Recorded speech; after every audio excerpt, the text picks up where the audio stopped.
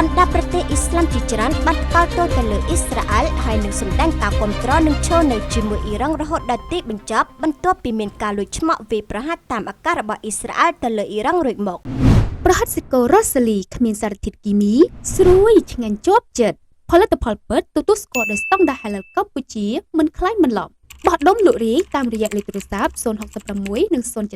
43 43 41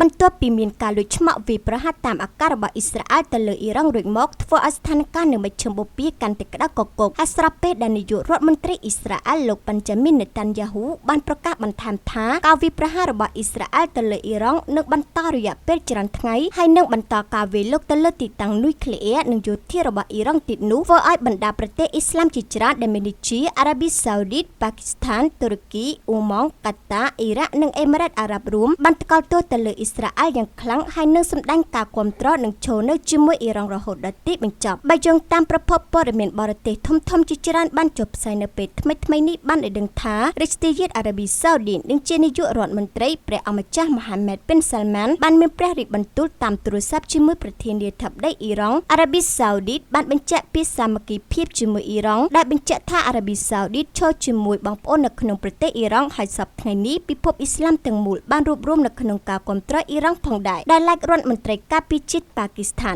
លោកខៅយ៉ាអាស៊ីហ្វបាននិយាយថាប៉ាគីស្ថានឈរនៅពីក្រោយអ៊ីរ៉ង់និងបានអំពាវនាវឲ្យមានសាមគ្គីភាពមូស្លីមប្រឆាំងនឹងអ៊ីស្រាអែលបន្ទាប់ពីការវាយប្រហារលើអ៊ីរ៉ង់ដែលលោកបានអះអាងថាអ៊ីស្រាអែលបានកំណត់គោលដៅលើប្រទេសអ៊ីរ៉ង់យេម៉ែននិងប៉ាឡេស្ទីនប្រសិនបើប្រទេសមូស្លីមមិនរួបរวมគ្នានៅពេលនេះទេម្នាក់ៗនឹងត្រូវប្រឈមមុខនឹងជោគវាសនាដូចគ្នាផងដែរចំណែកឯនាយករដ្ឋមន្ត្រីអ៊ីរ៉ាក់លោកមូហាម៉ែតសៀអាល់ស៊ូដានីបានថ្កោលទោសយ៉ាងខ្លាំងចំពោះសកម្មភាពយោធាដ៏កក្លិនរបស់អ៊ីស្រាអែលនៅក្នុងនោះប្រទេសអ៊ូម៉ង់ដែលបានចូលរួមនៅក្នុងការជួយដល់ការចរចាសន្តិភាពរវាងសហរដ្ឋអាមេរិកនិងអ៊ីរ៉ង់ក៏បានថ្កោលទោសការវាយប្រហាររបស់អ៊ីស្រាអែលដែលហៅពួកគេថាជាការកើនឡើងដល់គ្រោះថ្នាក់និងមិនប្រុងប្រយ័ត្នដែលរំលោភលើគោលការណ៍នៃច្បាប់អន្តរជាតិចំណែកប្រទេសកាតាបានសម្ដែងការព្រួយបារម្ភយ៉ាងខ្លាំងចំពោះការកើនឡើងដល់គ្រោះថ្នាក់បន្ទាប់ពីការវាយប្រហាររបស់អ៊ីស្រាអែលមកលើប្រទេសអ៊ីរ៉ង់និងបានជំរុញឲ្យសហគមន៍អន្តរជាតិចាត់វិធានការឲ្យបានឆាប់រហ័សកាតាបានអំពាវនាវដល់សហគមន៍ពិភពលោកឲ្យបញ្ឈប់ជាបន្ទាន់នៅការរំលោភបំពានរបស់អ៊ីស្រាអែលទាំងនេះបន្ថែមពីនោះអេមីរ៉ាតអារ៉ាប់រួមក៏បានថ្កោលទោសយ៉ាងខ្លាំងចំពោះការវាយប្រហាររបស់អ៊ីស្រាអែលដូចគ្នាហើយបានអំពាវនាវឲ្យមានការអត់ធ្មត់ជាអតិបរមាដើម្បីទប់ស្កាត់ចំនួនកុំឲ្យរីករាលដាលកើនឡើងបន្ថែមទៀត